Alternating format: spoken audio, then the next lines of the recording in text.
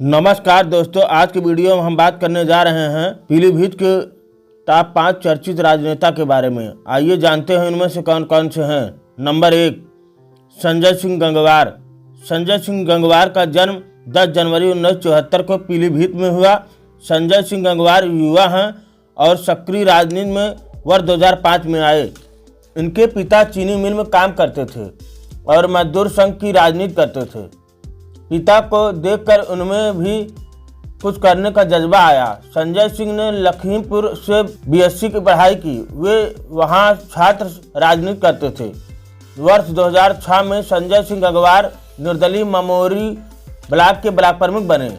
इस तरह इनकी सक्रिय राजनीति में एंट्री हो गई। इसके बाद इन्होंने बहुजन समाज पार्टी ज्वाइन की। इसके बाद वर्ष 2012 में बसपा के टिकट पर सदर विधानसभा से चुनाव लड़ा। उन्होंने सपा के रियाज अहमद को कड़ी टक्कर दी। हालांकि मात्र 4000 वोटों से अंतर से हार गए, लेकिन संजय ने हिम्मत नहीं हारी। संजय सिंह गंगवार ने बाद में बीजेपी ज्वाइन कर ली और वर्ष 2017 में 1 लाख से ज़्यादा वोट हासिल किए। उन्होंने 3 बार के विधायक कैबिनेट मंत्री हाजी रियाज अहमद को करारी शिकस्त जीतने के बाद उन्होंने तमाम काम किए। वर्ष 2022 में दोबारा बीजेपी ने उन पर भरोसा जताया और टिकट दिया। संजय सिंह गंगवार ने सपा उम्मीदवार को हराकर दोबारा विधायक बन गए। दोबारा जीतने पर बीजेपी ने इनका कद बढ़ा दिया और इन्हें राज्य मंत्री बना दिया। नंबर 2, रियाज अहमद। रियाज अहमद का जन्म पीलीभीत जिले में हुआ था। उन्होंने कुमायूं विश्वविद्यालय और इलाहाबाद विश्वविद्यालय से शिक्षा प्राप्त की और एमए और एमकॉम की डिग्रियां प्राप्त की। रियाज अहमद 5 बार विधायक रहे। वे पीलीभीत निर्वाचन क्षेत्र का प्रतिनिधित्व करते थे और समाजवादी पार्टी राजनीतिक दल के सदस्य थे। उन्होंने 8वीं, 10वीं, 14वीं, 15वीं, 16वीं विधानसभा का प्रतिनिधित्व किया। वह पूर्व में मंत्री भी रहे थे। कोरोना काल में उनका देहांत हो गया। नंबर 3, प्रीतम राम। प्रीतम राम का जन्म पीलीभीत जिले में 26 जनवरी 1951 को झाझन लाल के घर हुआ था। उन्होंने प्राथमिक विद्यालय से शिक्षा प्राप्त की और साक्षर थे। प्रीतम राम अनुसूचित जाति के आते थे। वह वर्ष 1996 से 2007 तक, 2012 से 2017 तक विधायक थे। उनका देहांत कोरोना काल में हुआ। नंबर 4, हेमराज वर्मा। हेमराज वर्मा का जन्म पीलीभीत में हुआ था। हेमराज वर्मा 22 वर्ष की उम्र में साधन सहकारी समिति के संचालक चुने गए थे। यहीं से उनकी राजनीति की यात्रा शुरू हुई। इसके बाद वर्ष 2000 से 2005 तक ग्राम प्रधान संगठन के निर्वाचित जिला अध्यक्ष रहे। वर्ष 2017 में पीलीभीत सदर विधानसभा क्षेत्र से पहली बार विधानसभा का चुनाव लड़ा। 25,000 मत पाए और तीसरे स्थान पर रहे। वर्ष 2012 में समाजवादी पार्टी से बरखेड़ा विधानसभा से चुनाव लड़ा और विधायक चुने गए। वर्ष 2015 में अखिलेश यादव की सरकार में खाद्य एवं रसद विभाग के राज्य मंत्री बनाए गए। वर्ष 2019 में समाजवादी पार्टी से पीलीभीत लोकसभा क्षेत्र से उम्मीदवार रहे और 4,48,922 मत पाए।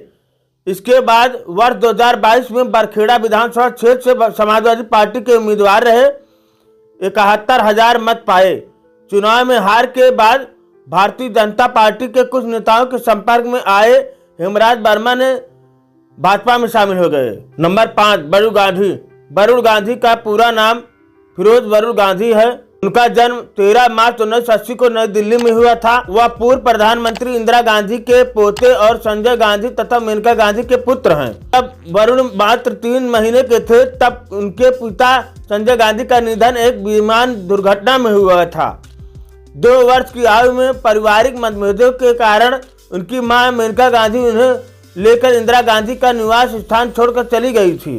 वरुण ने अपनी प्रारंभिक शिक्षा नई दिल्ली के मॉडर्न स्कूल से प्राप्त की और बाद में लंदन विश्वविद्यालय से स्नातक की उपाधि हासिल की। राजनीति में उनकी सक्रियता वर्ष 1999 में शुरू हुई, जब उन्होंने अपनी मां के लिए पीलीभीत निर्वाचन क्षेत्र से चुनाव प्रचार किया। और 2004 में वरुण और मेनका गांधी भारतीय जनता पार्टी में शामिल हुए।